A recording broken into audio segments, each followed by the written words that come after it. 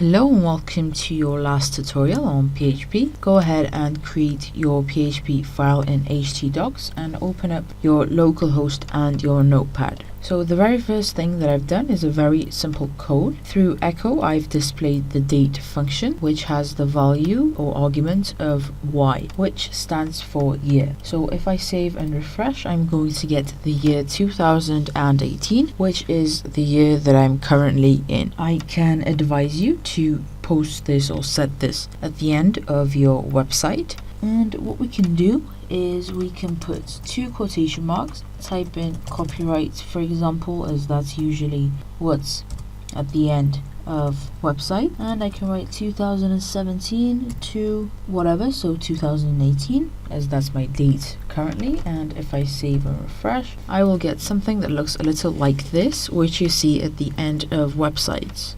And this 2018 will change by year. Now there's other things that we can do with the date function. For example, let's first of all just put a br tag right here just to make it look nice, and let's type in our echo, and for example type in today, put a dot and get our date function. Inside we're going to type in a y, an m and a d. So you should probably know what this is. If I go ahead and save, refresh, I'm going to get the date of today, which is 2018 03/20, so the 20th of March. And I can put a space here. Here we are. And by the way, the order doesn't exactly have to be like this. You can change it around, so I can write the month here, the year in the middle. As we see, it looks like this, and you can put it at the end as well, like so. We also don't have to type in slashes, we can put dots, and we can bring, let's say, date to the front and the month in the middle. Let's save, let's refresh, the 20th of March 2018. We can also put dashes instead of dots, and we'll get this result. Now what we can also do is we can, instead of typing DMY, I can just type in the symbol L or the letter L. Now if I save and refresh, I'm going to get today, Tuesday. Now through echo, just once more, let's add in a br tag first of all, and through our date function, let's display F. Let's save, refresh. I'm going to get that today, or the month that I'm in, is March. After F, if I add a smaller case j, I will also get the date, so the day, so the 20th. And I can add a comma and type in a y, and I also get the year. And we can also write a small case y, which means that we'll get the last two digits of the year. We can also add a comma and type in a G. So if I write G, I will get 2, so the time. If I write a capital G, I will get it in a 24-hour clock. If I put colons, and if I write the letter I will also get the minutes, so it's 14:28, so 2:28.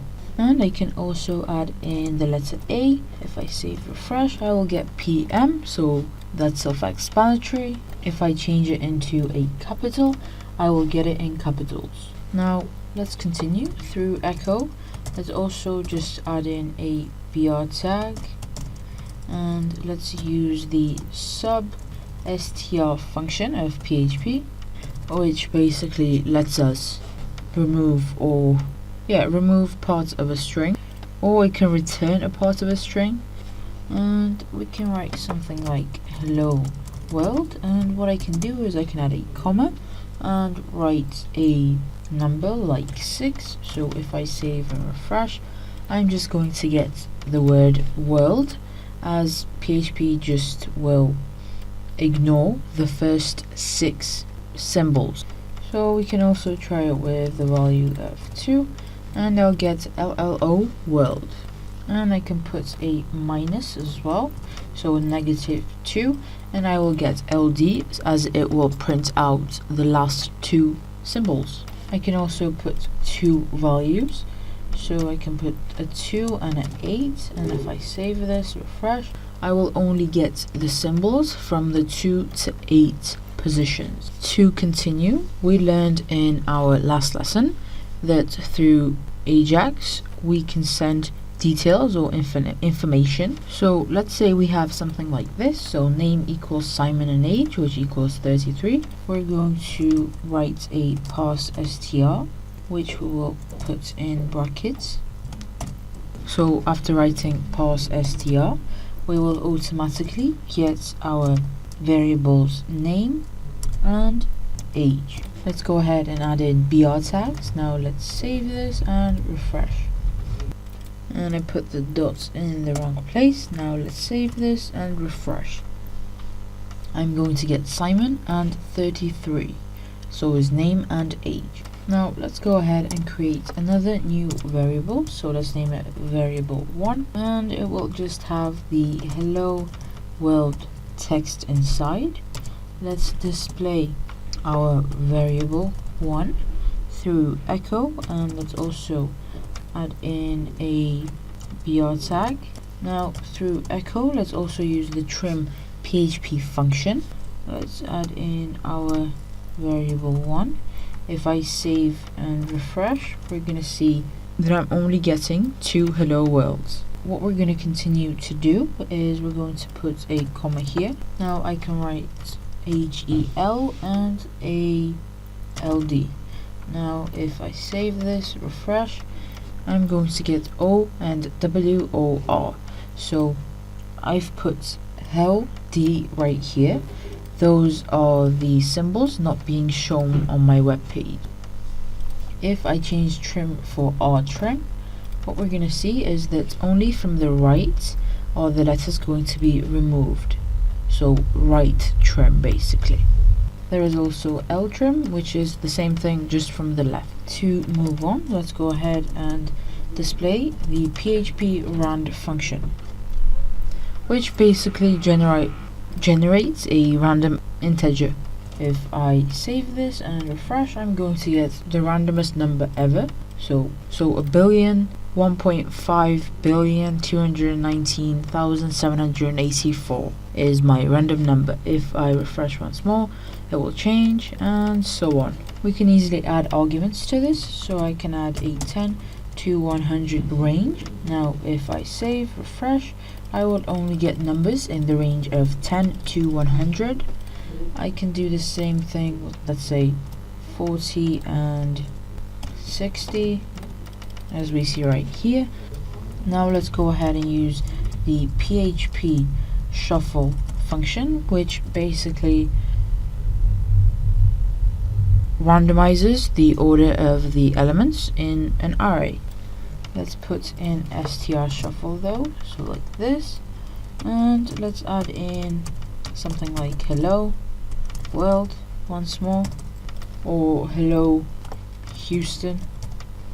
Now if I save, refresh, what I'm gonna see is that after refreshing, the letters are just going to be jumbled up and randomized. I can change this to, let's say, hello New York. If I save, refresh, same thing will happen here, and anything that you put in here. So now let's go ahead and talk about PHP cookies. And so you should be familiar with cookies. You've probably heard or seen them when you've visited websites. So a cookie is often used to identify a user. It is a small file that the server embeds on the user's computer, and so each time the same computer requests a page with a browser, it will send the cookie too. So with PHP you can both create and retrieve cookie values. To continue with our cookie tutorial, we're going to make a simple variable which will be called cookie name. Let's put admin as its name or value, and then let's create another cookie variable which will be called cookie value, and let's call him Simon. Also let's give him a surname, so something like Simon Harris. Now what we're going to do is we're going to use the set cookie function of PHP. I'm going to put in my cookie name value. I'm going to put a comma, and I'm going to also add my cookie value like so, and then I'm going to put a comma, and I'm going to put the time that it will keep the details. So time, the function of PHP, by the way. Let's add a plus, and let's go ahead and type in 86,400, which is a day, and let's multiply it with 30, so 30 days. Now if I go ahead and save, refresh, we'll see absolutely nothing. However, in my browser, the cookie name and cookie value have already been saved. If I echo my cookie like so, and if I type in the name of it, which is admin, as I have it here, and when we save, refresh, I'm going to get Simon Harris, which is the name of my admin, or user in this case. And so go to settings, and we're going to go to advanced, then click on content setting and cookies, click on see all cookies and data. I'm going to see all of the cookies from every single website that I've visited, as we see right here. If I search for localhost, I'm going to see that localhost has 13 cookies, and when we click on it, we'll see all of them, and we see that one of them is admin, which is the cookie that we just made basically. If I click on admin, I'm going to get content, which is Simon plus Harris, which is Simon Harris, and it is from PHP 6, the folder, the date that it was created on, and when it will expire, which we put as 30 days. What I can tell you is that we don't have to put the variables. I can easily put name here in single quotation marks like so, and for cookie value I can do the same thing, like on for example, and then right here I can put admin as name. So we're going to show cookie name. Now save, refresh, I'm going to get this error right here. However, we do see that Simon Harris has been actually saved, and if I go ahead and refresh, I'm going to see that I will not get the error once more, and we'll also see our name Anne.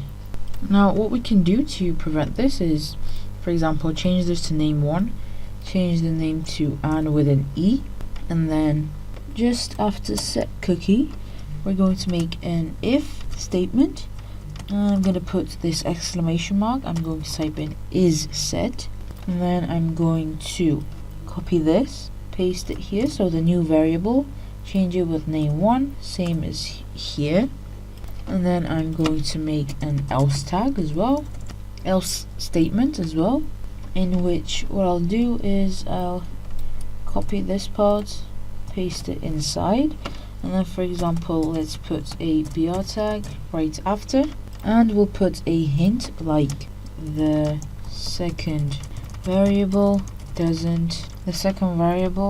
does not exist just yet, please refresh the page.